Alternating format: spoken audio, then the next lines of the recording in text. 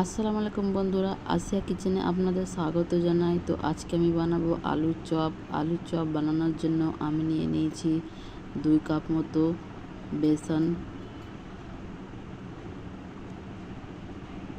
তারপর এর মধ্যে আমি একটু লবণ অ্যাড করে দেব।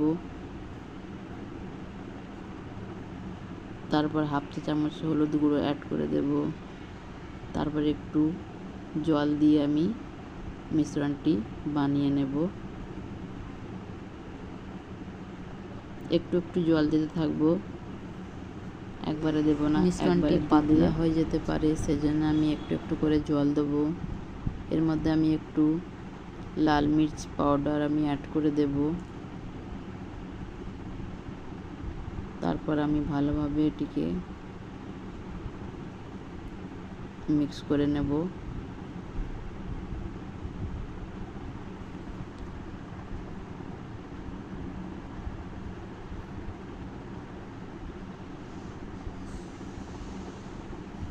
দেখুন কনসিস্টেন্সিটা ঠিক এইরকম থাকবে, একদম পাতলাও হবে না, ঠিক এইভাবেই থাকবে। তারপর আমি 3টে আলু নিয়ে নিয়েছি, ওটাকে আমি সিদ্ধ করে রেখেছিলাম। তো বয়েল করা আলুগুলোকে আমি ম্যাশ করে নেব।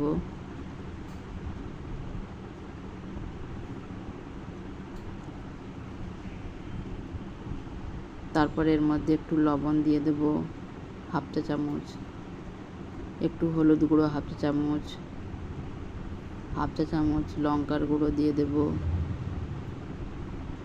একটু গরম মশলা অ্যাড করে দেব, আদা রসুনের পেস্ট দিয়ে দেব আমি হাফ চা চামচ, ধনিয়া গুঁড়ো। সব কিছু মশলা দেওয়ার পর আমি ভালোভাবে এটাকে মিক্স করে নেব।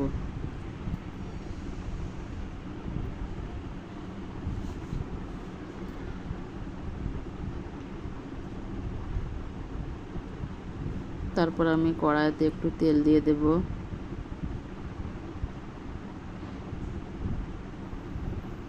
তারপর একটু 5 ফোড়ন আর একটু শুকনো লঙ্কা দিয়ে আমি ফোড়ন দিয়ে দেব।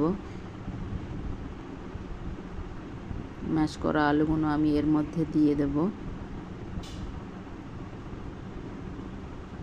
তো ভালোভাবে আমি ফ্রাই করে নেব।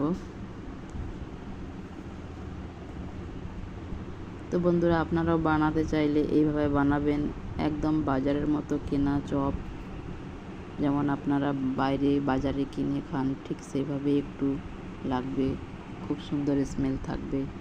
তো আমি এর মধ্যে বেসন অ্যাড করে দিচ্ছি একটু। তারপর আমি এইভাবে শেপ দিয়ে দেব।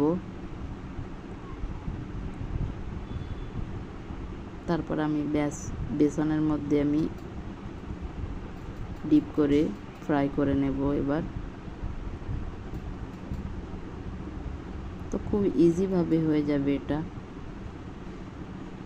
চাইলে আপনার বাড়িতে আপনারা এভাবেই বানাবেন।